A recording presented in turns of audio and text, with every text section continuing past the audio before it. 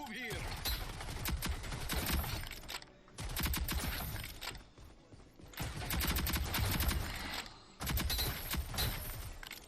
What is up, guys? So today we're going to be talking about Lancer, one of the fastest and I guess quickest flankers in the game, as well as quickest to drop anybody dead. As long as they're in range, they pretty much just lose to a Lancer every single time.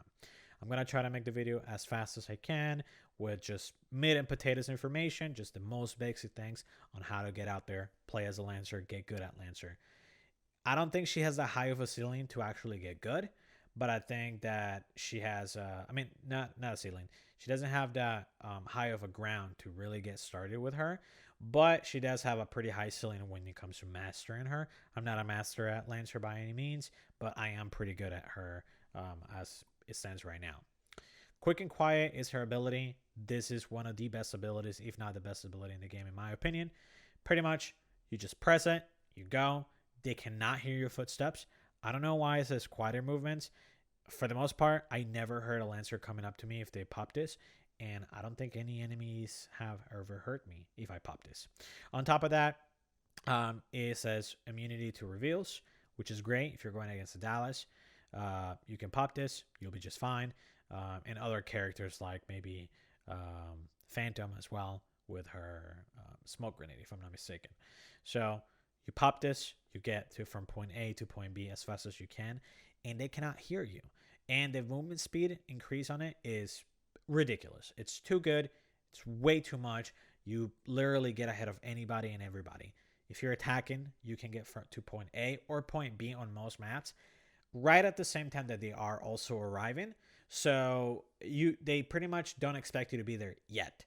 They expect you to be somewhere around there because obviously you're in the attacking team, but they don't expect you to be there already, waiting for them, it being able to shoot them right away. So it's just really good to catch anybody off guard, and also a runaway ability. If two people are coming at you, it's a 2v1 at that point.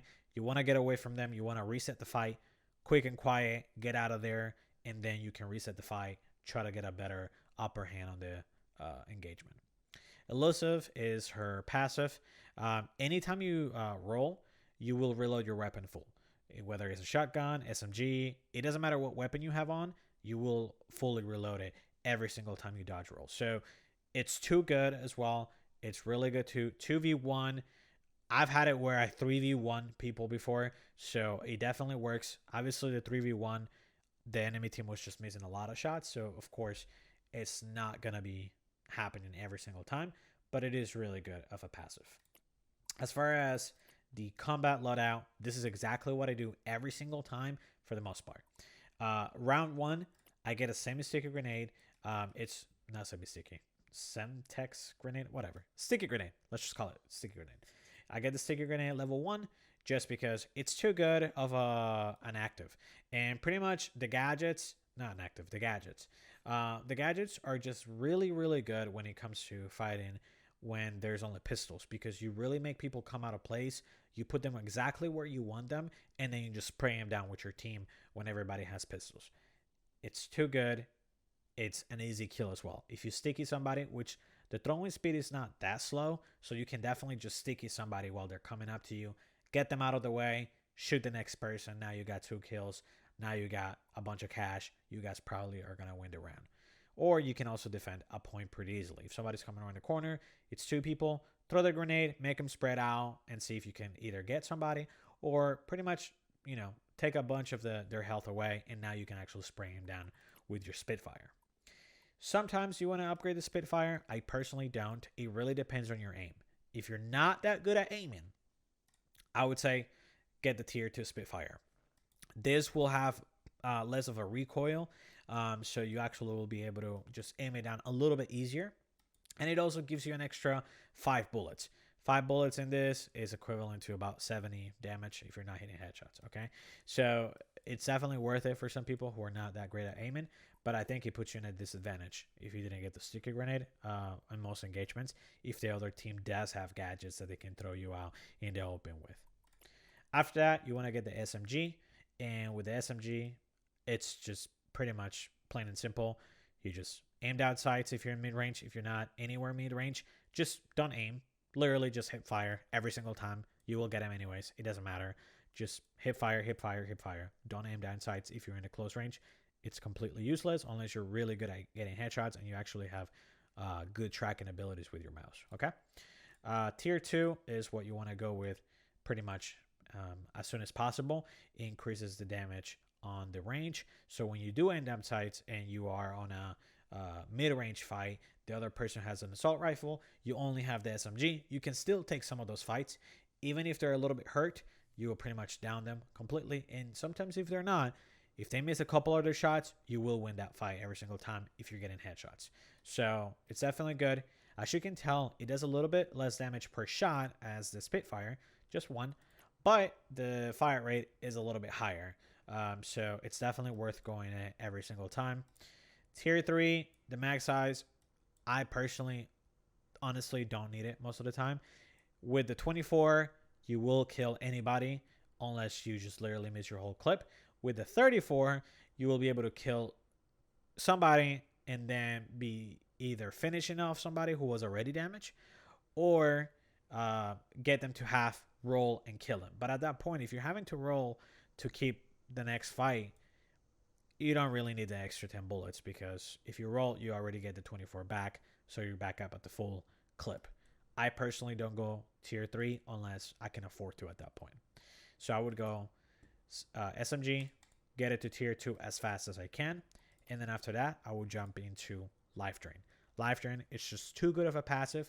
Most people know this by now, but some people still don't get it. When you down an enemy, it heals you a significant amount. So now when you're shooting at them and they're still up, but it's exactly when you down them. It kind of sounds funny because it's like Life Drain. You think of like life steal on most video games. No, it's when you down them that it gives you the significant heal. I think it's like it gets you back to like 70 health. It's like probably like 50 health. It's not a huge amount, but at the same time in Rogue Company, 50 health might be the turning point between you winning a 1v2 or a 1v3 even. So I would jump into Life Drain as fast as you can. And then after that, I would jump into Stalker. Stalker is too good of a perk. It removes the aim down sights movement speed penalty. So when you're aiming down sight and you're in that mid-range fight, you can still stray from side to side fairly quickly because you don't have a penalty. So it's going to be a little bit harder for the enemy to actually shoot at you. So although they have a better mid-range fight with an assault rifle, it doesn't matter because you're strafing a little bit better. So you might be able to win the fight because of that. They're going to have to aim down sights if they're in a mid-range fight with an assault rifle. So do you, but they won't be able to move as fast unless they have a character that also has Stalker on their team. Okay. After that, I will go padded steps for the most part. In my playstyle, that's what I do. But depending on your playstyle and depending on how long your rounds are, if they're getting too long and you're using too many bullets because you guys are getting into fights and then nobody gets down and then you keep going and going and going, you might want to get shredder rounds because you get more ammunition. This doesn't really matter. It doesn't matter how much damage you do to the equipment. That literally it's irrelevant. But the ammunition, it's very, very, very important if you're having long-term fights. If you don't, padded steps is just too good, so you can actually get the flanks as you would if you press her special ability. After you get either one of those or both, depending on what you need, then you can start thinking about upgrading the Spitfire if you haven't upgraded at that point. I personally just go ahead and get the third just for the extra rounds rather than having to upgrade the Spitfire. Or I start upgrading my sticky. My sticky is really, really, really, really important because it increases the damage when it sticks to somebody. It always kills them, period. And it also increases the throw speed. So it's going to act more like a throwing knife or a throwing axe rather than just a grenade. Okay, it's not just going to be a surface grenade where you stick it to something, but you can stick it to someone as you would with a throwing axe. So you get it to tier 1. Then I would do tier 2 just for the radius to be a little bit bigger so you can actually use it to maybe close corners or trap people in a specific spot. Let's say they're hiding behind a box and you throw it right beside the box. They're more likely to die with it, or they have to run out because they don't have an option. If they don't run out, they get killed by the sticky. If they run out, they at least have a chance to fight. So at that point, you would spray them down with the SMG after they get up. For the last thing, You might want to get a throw-in axe. It really depends on your playstyle. I personally get it. Now I'm getting a lot better with it. It's an insta-kill for the most part, as long as you get it to tier 2. Base is 4,000. Tier 1 is 2,000. Tier 2 is 2,000. And then you will get 150 damage, which is an insta-kill with anybody, even if they have armor. I don't recommend it for everybody. It's definitely not for everybody. It's definitely not like a top tier. You obviously want to prioritize in what's good, which is the SMG, the grenade, life drain, stalker, padded stabs, or the shredder, or both. And then as a luxury for the last couple rounds, if you see fit, you might want to get the throwing axe. The reason why I like it is because it can really turn the fight around. If you have a sticky grenade, you stick somebody, that's 1 kill. Then you throw the axe, that's a 2nd kill if you hit it. Then you can SMG, that's a 3rd kill. You can get a triple just that easily. Or if you sticky somebody and get 2 people, you can throw the axe to the last person and you can get instant kills. That's the most important thing. They're instant. You don't have to spray them down and wait for them to shoot at you while you're shooting at them. It just happens, and you can throw it prior to them turning the corner. If you know they're coming around the corner, you hear them, or you even see them, you can throw it the instant they show up, and they will die by the time the axe gets there. You have your gun out ready for the next person. You can spray down the next person. You can get 2 kills very easily. That's what I've been doing the most. You know, that's pretty much my build. I don't get the shotgun pretty much ever. Personally, first of all, not really great with the shotgun. It's not my playstyle. I don't want to be like right on their face for the most part, unless, you know, it just happens. The shotgun is just not me, but it is good if you do learn to get the shotgun headshots. If you do, it's good, but you have to be really, really, really up close to really get those fights. With the SMG, you have a little bit more freedom to really pick a mid-range fight rather than a close-range fight. That's really the biggest difference. You can increase the range, but this is not that significant in my opinion. I think that this is just much better at all times. I mean, it's not that much quote-unquote on the range according to this, but in my opinion, you definitely can get a lot more kills when you upgrade it to tier 2 on the SMG, because you get those headshots from a further range where the fall off is actually not too much, and you can still defend. But if you have somebody who, for example, is trying to push, they're not even going to be scared of you if you have a shotgun out, because you're too far away. You won't do much damage. You might do 20, 30 per shot. It's going to take a long time for you to kill them. But if they rush you and you have this, you will instantly kill them, even if it's a mid-range fight, as long as you're hitting your headshots. That's what I would recommend. That's what I use every time. I'm going to try to upload some videos of me using Lancer more often.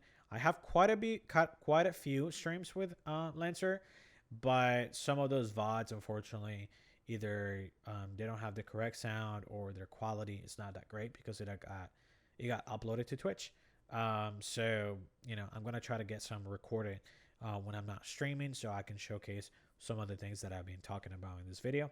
If you liked everything or anything or not, let me know in the comments.